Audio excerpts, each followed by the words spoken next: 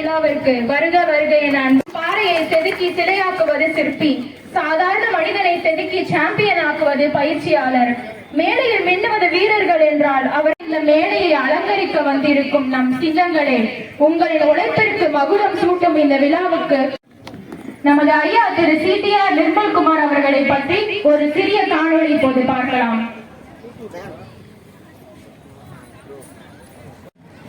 திருப்பரங்குன்றம் மைனரின் மைந்தரா அவர்களுக்கு பொன்னாடை போர்த்த தமிழ்நாடு ரோலர் ஸ்கேட்டிங் அசோசியேஷனின் ட்ரெஷரர் ராஜு சாரை அழைக்கிறேன்.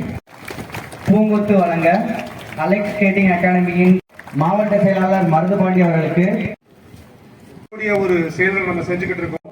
அதை நோக்கிய ஒரு நோக்கத்தோடு நம்ம தொடங்கப்பட்டதான் இந்த அகாடமி. இன்னைக்கு நம்மளுடைய இந்த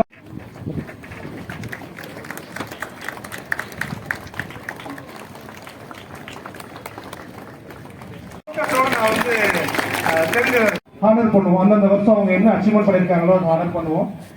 இந்த வருஷம் இந்த சூழ்நிலையில எவ்வளவு பணிகள் இருக்கு, ஏன்னா ஆட்சியை பொறுப்பேற்று ரொம்ப குறைஞ்ச நாட்கள், மிகப்பெரிய பணிச்சுமை இருக்கு.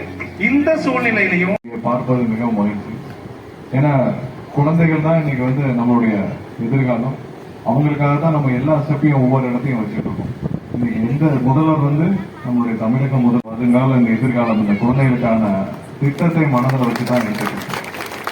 சமீபத்தில் ஒரு மீட்டிங்ல சிஎம்ஓடைய மீட்டிங்ல என்னன்னா, குழந்தைகளுக்கு ஈஸியாக கிடைக்கக்கூடிய எந்த மதுவையும் எந்த போதைப் பொருட்களையும் முதலாவதாக அதிக உச்சகட்ட விஷயத்துல தடுக்க வேண்டும் சொன்னாங்க. ஏன்னா நம்மளுடைய தமிழகத்துல கடந்த 5 வருஷமா போதைப் பொருள் நடமாட்டம், பெற்றோர் எல்லாருக்கும் ரொம்ப பயந்துட்டே இருப்பீங்க. ஸ்கூல்ல வந்து சொல்லுவாங்க, இல்ல எங்க ஸ்கூல்ல இந்த மாதிரி ஒரு விஷயம் சொன்னாங்க அப்படின்னு சொல்றப்போ ஒவ்வொரு பேரண்ட்ஸுக்கும் ரொம்ப பயமா இருந்திருக்கும். என்ன இவ்வளவு சீக்கிரம் இந்த மாதிரியான போதைப் பொருட்கள் நடமாட்டம் அதிகமா இருக்குன்னு சொல்லிட்டு. ஸோ இதெல்லாம் உச்சபட்ச கன்சர்னா இருந்துச்சு முதலமைச்சருக்கு. ஏன்னா நம்மளுடைய முதலமைச்சர் பொறுப்பேற்றவன்னு முதல்ல சொன்னது போதைப் பொருட்கள் கண்டிப்பாக அறவே ஒழிக்கப்பட வேண்டும். அதனால முதல்ல வந்து டாஸ்மார்க்ல எவ்வளவு தூரம் வந்து பள்ளி கல்லூரிகளுக்கு அருகில் இருக்க அனைத்து டாஸ்மார்க்களும் எந்த தடையும் இல்லாமல் மூடப்பட்டது.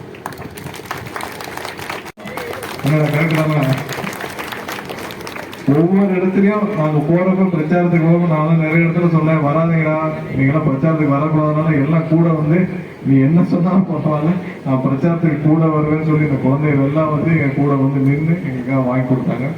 உறுதியாக இவர்களுடைய எதிர்காலத்தை பாதுகாப்பதற்கு என்ன செய்யணும் அதை 100% செய்வோம். எதுவுமே இருக்கக்கூடாதுன்னு முதல்ல சொல்லியிருக்காரு. இப்படிதான் ஒவ்வொருத்தரையும் நிறைய இடத்துல செக்ரட்டரியேட் தலைமைச் செயலகத்துல பேசிட்டு இருக்கோம். அவங்களாம் ரொம்ப ஆச்சரியப்படுறாங்க, என்ன அமைச்சர்கள்லாம் காலையில 9:10 மணிக்கெல்லாம் வந்துடுறாங்க.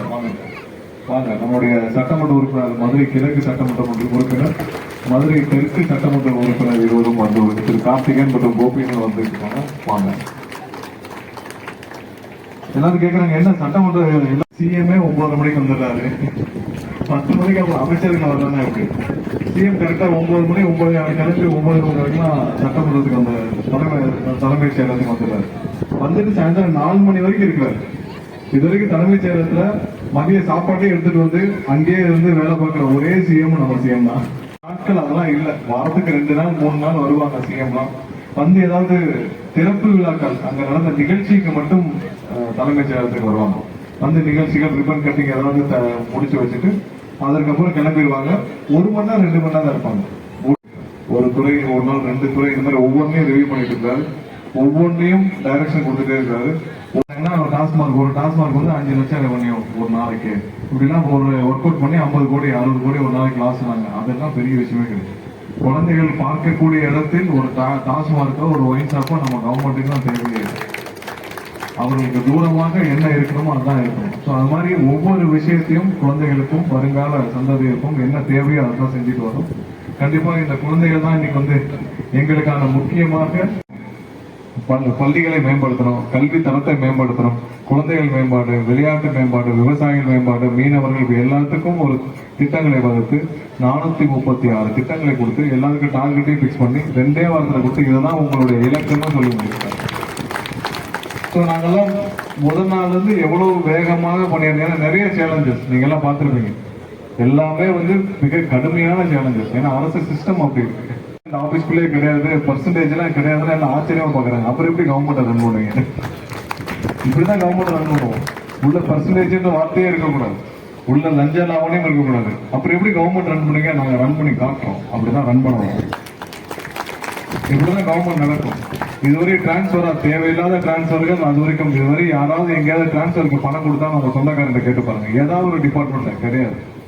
இந்த தேவையில்லாத கஷ்டங்கள் எல்லாத்தையும் ஒவ்வொரு நாளும் எங்கெங்கெல்லாம் முதல் படி எடுத்து வைக்கணும் அதை எடுத்து வச்சு நடந்துட்டு போயிட்டே இருக்கும்.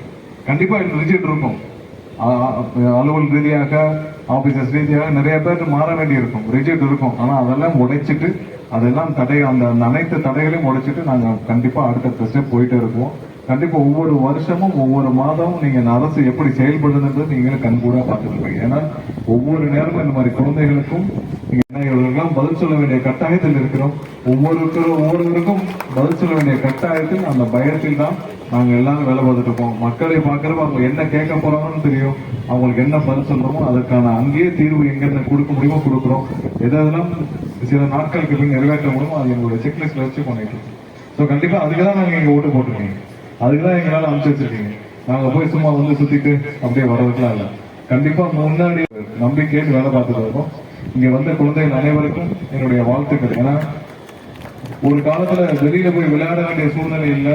ஆனா இப்ப இந்த மாதிரியான ஒரு ஸ்போர்ட்ஸ் கிளப்ஸ் வச்சு அவங்களுக்கு கண்டிப்பா குழந்தைகளுக்கு அந்த ஸ்பேஸை கிரியேட் பண்ணி கொடுத்துருக்காங்க. இந்த கிளப்பை சார்ந்த அனைவருக்கும் என்னுடைய வாழ்த்துக்களை தெரிவித்துக் கொள்வேன். குழந்தைகள் அனைவரும் கண்டிப்பா நீங்க ஃபாலோ பண்ணுங்க. எந்த பிரச்சனைனாலும் எதனாலும் நீங்க எங்களுடைய சட்டமன்ற உறுப்பினர்கள் அவங்க அனுபவம் உங்களுக்காக பணியாற்றுறது தான் நாங்கள் அனைவரும் இருக்கோம். மீண்டும் உங்கள் அனைவருக்கும் என்னுடைய நன்றியை தெரிவித்துக் கொண்டு விடைபெறுகிறேன். இதையடுத்து மதுரை கிழக்கு தொகுதி சட்டமன்ற உறுப்பினர் பொன்னாடையினை ஏஎன் ஸ்போர்ட்ஸ் காம்ப்ளெக்ஸ் உரிமையாளர் கண்ணன்.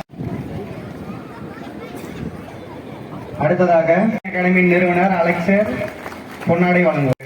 ஏன்னா நான் இந்த அகாடமியில கிட்டத்தட்ட ஒரு 200-250 குழந்தைகளுக்கு கிளாஸ் எடுக்கிறேன். இங்க இருக்கக்கூடிய பேரண்ட்ஸ் செயல் சிறப்பா இருக்கு.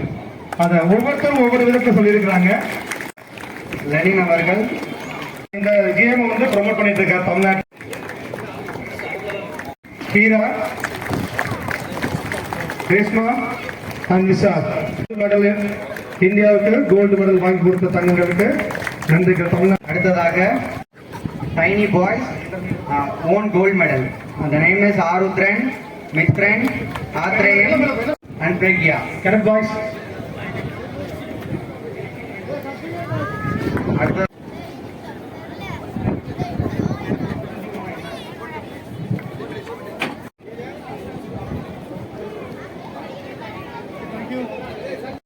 சபா. தேங்க்யூ குட்டீஸ். மீனாட்சி, மகத்தி அண்ட் இன்பா கிடைக்காது. உங்களோட செரிஷ்ல அவங்க ஹாப்பியா. ஜூனியர் பாய்ஸ் பிரிவினர்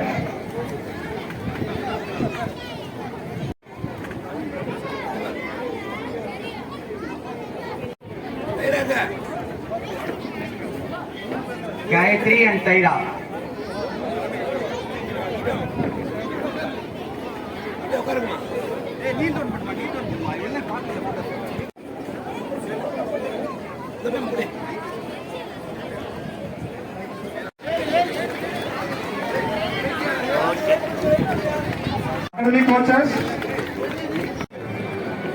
இங்க நடக்கிற நிகழ்வுக்கு எல்லாத்துக்குமான காரணம்